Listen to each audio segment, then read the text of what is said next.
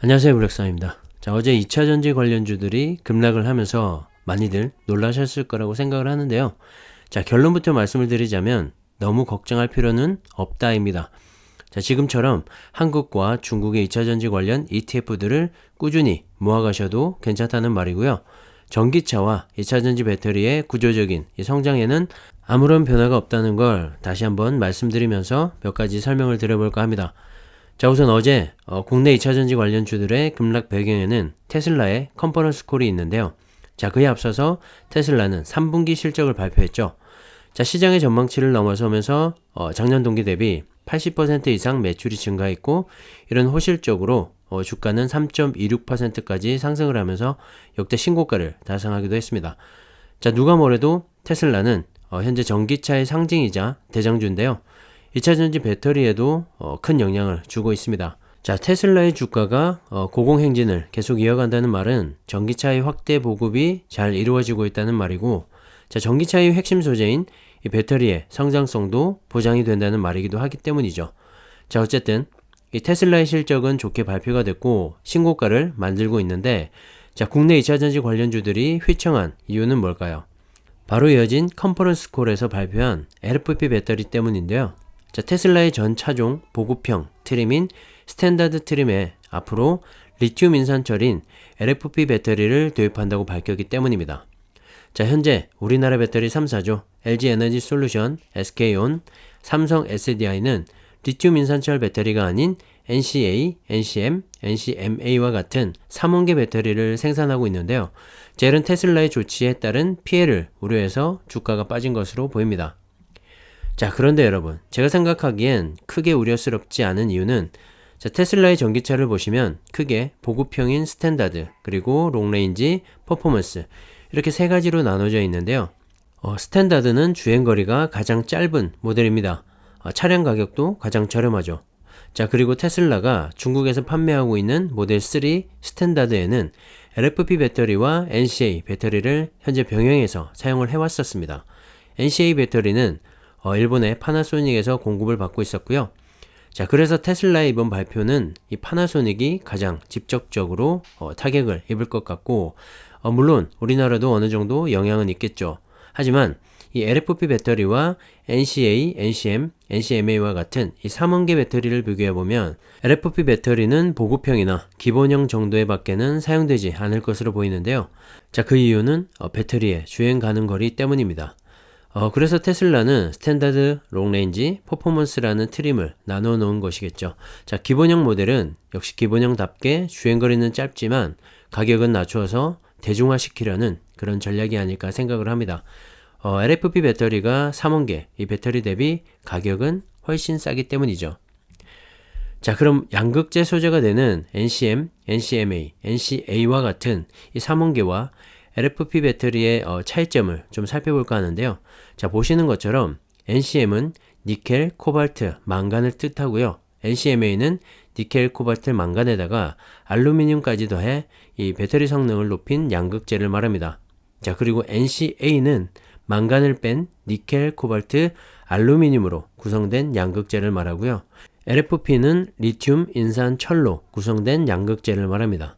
자, 각각의 특징이 있는데, 자, 쉽게 말하자면 이 LFP 배터리는 소재 구성을 보시면 쉽게 구할 수가 있고 상대적으로 저렴한 가격의 소재들로 구성이 되어 있어서 배터리 자체의 가격이 저렴하고 안정성이 높지만 에너지 밀도는 낮기 때문에 한번 충전 후에 이 주행 가능한 거리가 짧다는 단점이 있습니다.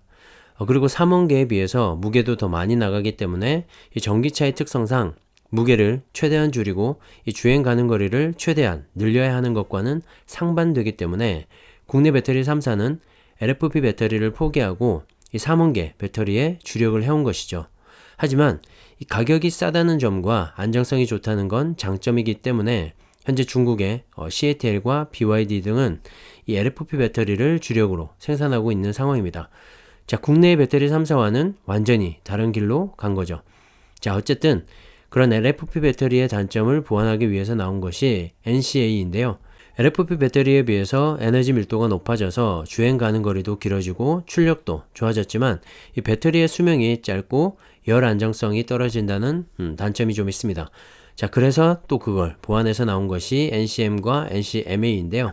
자, 이들 배터리는 니켈의 비중이 높아지면서 에너지 밀도가 높아졌고, 그러면서 이 주행 가는 거리 또한 길어지고 배터리의 성능도 안정적이라는 평가를 받고 있습니다. 자, 고가의 소재를 사용한 제품이라서 비싸다는 단점이 있긴 하지만 그걸 빼고는 현존하는 가장 좋은 배터리라고 말을 할 수가 있는 것이죠. 자, 그래서 최근에 보면 미국의 GM과 포드 그리고 스텔란티스까지 국내 배터리 3사와 협업하면서 합작 공장을 짓고 있는 것이기도 하고요. 자, 이런 3원계 배터리를 생산하는 국내 배터리 3사의 기술력은 인정을 받고 있다는 말이기도 합니다. 자, 오늘자 기사로 삼성 SDI까지 스텔란티스와의 합작 발표가 났죠. 자, 이렇게 해서 국내 배터리 셀 3사가 모두 미국 진출에 성공을 했고요. 이들 모두 3원계 배터리를 주력으로 생산을 하고 있습니다. 물론 스탠다드 모델과 같이 저렴하고 주행 가는 거리가 짧은 모델에는 LFP 배터리가 채용이 될 수가 있겠죠. 이번에 테슬라가 발표한 스탠다드 모델에만 LFP 배터리를 채용하겠다는 것도 이 가격적인 부분과 대중성을 고려한 결정이었을 겁니다. 하지만 롱레인지, 즉 어느 정도의 주행 가는 거리를 확보하려고 한다면 이 3원계 배터리를 반드시 사용을 해야 합니다. 특히 프리미엄 브랜드나 SUV와 같은 고출력과 긴 주행 성능을 원한다면 더욱더 이 3원계 배터리를 사용해야겠죠. 그래서 롱레인지 트림 이상의 가격이 더 비싼 이유이기도 하고요. 미국의 세계 최대 완성차 업체들이 국내 배터리 3사와의 합작을 원하는 이유이기도 할 겁니다. 자, 어제 2차전지 소재 부품주에서 최근에 가장 상승폭이 컸던 에코프로 비행과 LNF가 많이 떨어졌는데요. 둘 다 양극재를 생산하고 있는 업체죠. 2차전지를 구성하는 물질을 보시면 크게 양극재와 음극재, 분리막, 전해질로 이루어져 있습니다. 배터리 가격에서 40%를 차지하는 게 바로 양극재인데요. 그만큼 배터리에서 가장 중요하고 비싸기도 합니다. 자, 이런 양극재의 구성 요소를 보시면 전구체라고 불리는 니켈, 코발트, 망간, 알루미늄 등이 있고 이들이 리튬과 합쳐져서 양극재가 만들어지게 되는데요. 자, 앞서 말씀드렸던 이 LFP 배터리의 보급이 확대가 되면 이들 양극재 업체들의 타격이 가장 크겠죠.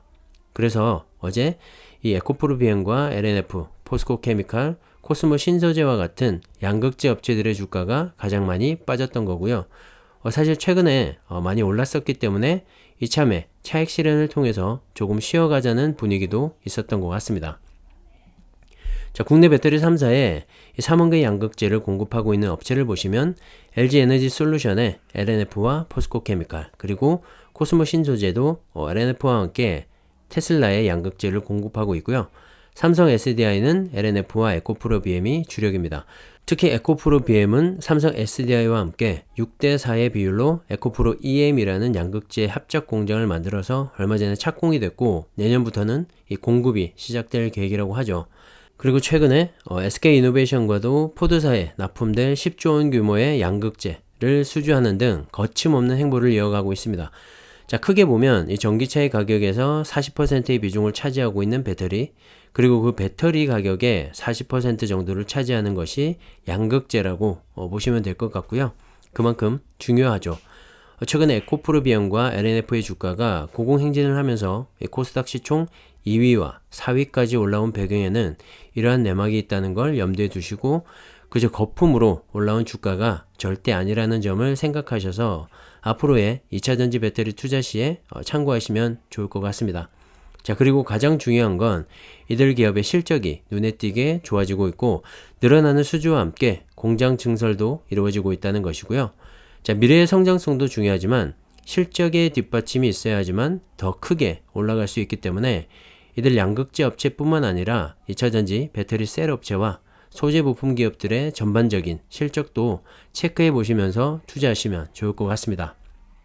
자, 그리고 현재 삼성 SDI와 일본의 파나소닉에서 차세대 제품으로 주력 생산하고 있는 것이 바로 NCA 제품인데요. 니켈, 코발트, 알루미늄의 3원계 배터리죠.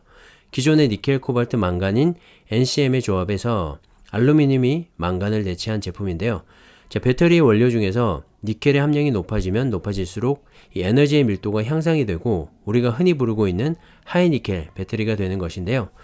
자, 이 과정에서 안정성에 관여하고 있는 코발트와 망간이 줄어들게 되면 폭발 위험성이 올라가게 됩니다. 자, 이를 해소하기 위해서 알루미늄을 추가했는데 알루미늄은 이 출력 성능을 높여서 니켈의 과부하를 최소화하는 성질이 있기 때문입니다. 자, 보시는 표처럼 하이 니켈의 NCM이 어떤 금속과 결합했을 때 용량 유지율이 좋은지를 나타내주는 그래프인데요. 실제로는 TA, 즉 탄탈럼이 가장 높지만 희귀금속이라 구하기도 쉽지가 않고 가격도 비쌉니다. 자, 그래서 그 다음으로 좋은 AI, 즉 알루미늄이 가격이나 수급 측면에서도 괜찮기 때문에 주목을 받고 있는 거고요. NCMA나 NCA와 같은 조합으로 3원계 배터리가 만들어지고 있는 것이죠. 자, 최근에 알루미늄 공급사의 주가가 급등을 한 이유도 이것 때문입니다.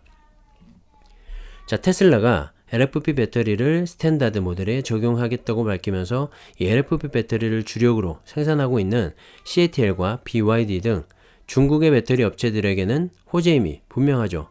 하지만 이 배터리 점유율 1위의 CATL은 배터리 라인업의 확대를 생각하고 있는 것 같습니다. 바로 LFP의 2원계에서 방금 말씀드렸던 NCA의 3원계로의 확장인데요. 자, 업계에 따르면 CATL이 NCA 배터리 개발에 착수를 했다고 합니다. 역시 LFP 배터리로는 글로벌 리더로서의 이 배터리 공급사의 한계가 있다는 걸 느낀 것이겠죠. 현재 독일에 배터리 공장을 지으면서 유럽 시장 공략에 박차를 가하고 있고 미국 시장도 호시탐탐 넘보고 있는 상황인데요. 자, 고객사에서 요구하는 이 주행거리를 맞추기 위해서 이 하이니켈 제품 개발을 시작한 것으로 보입니다. 최근에 전기차 화재 이슈가 확산이 되면서 안정성을 높여주는 이 알루미늄이 포함된 배터리 개발을 하고 있는 것으로 보이고요. 지금 당장 시장에 위협이 되지는 못하겠지만 CATL의 압도적인 생산 능력과 중국 정부의 아낌없는 지원이라면 이 경쟁사들의 잠재 위험은 될 것 같습니다. 자, LFP 배터리를 주력으로 양산을 하는 CATL조차도 NCA와 같은 3원계 배터리에 눈을 돌리고 있는 상황입니다. 어제 테슬라의 발표로 2차전지 배터리 시장이 잠시 주춤할 수는 있겠지만 이 대세의 흐름은 거스를 수가 없다는 생각은 여전하고요. 항상 말씀드리지만 2차전지 배터리 시장은 눈앞이 아닌 최소 5년에서 10년 이상 길게 보시고 투자를 이어가시면 좋을 것 같다는 생각입니다. 제가 추천드리는 ETF를 보시면 중국과 한국의 배터리 셀 업체를 비롯한 소재 부품주들이 모두 포함이 되어 있죠. 그리고 더욱 중요한 LFP 배터리를 기반으로 한 중국과 NCMA 등 이 3원계 배터리를 기반으로 한 이 한국 시장, 이 둘을 모두 담아갈 수 있기 때문에 둘 다 말씀을 드리는 거고요. 겹치는 듯 겹치지 않는다고 말씀을 드리는 겁니다. 사실 SK온과 LG에너지솔루션도 LFP 배터리 개발을 검토하고 있다고 하죠. 앞으로 이들 배터리 기업들이 만들어가야 할 것들이 더 많기 때문에 상호 보완과 경쟁 관계를 유지하면서 동반 성장을 해나가지 않을까 생각을 합니다. 그리고 이들 기업 모두를 담고 있는 ETF는 개별 종목 투자보다 안정적으로 중장기 투자를 이어갈 수 있기 때문에 좋은 투자처이지 않나 생각을 하고요. 항상 오르는 주식은 절대로 없다고 계속 말씀을 드리고 있죠. 아무리 좋은 주식도 조정을 받거나 쉬어가야지 더 멀리 갈 수 있다고 생각을 합니다. 자, 이런 주가 하락은 오히려 매수 기회로 삼는 것도 좋다는 생각입니다. 어제 내리고 오늘 오르고 이렇게 하루하루 급등락에 일희일비하지 마시고요.